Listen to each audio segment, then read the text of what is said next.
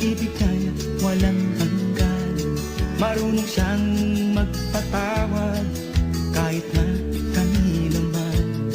Hindi kanya pababayaan sa oras ng kagipitan.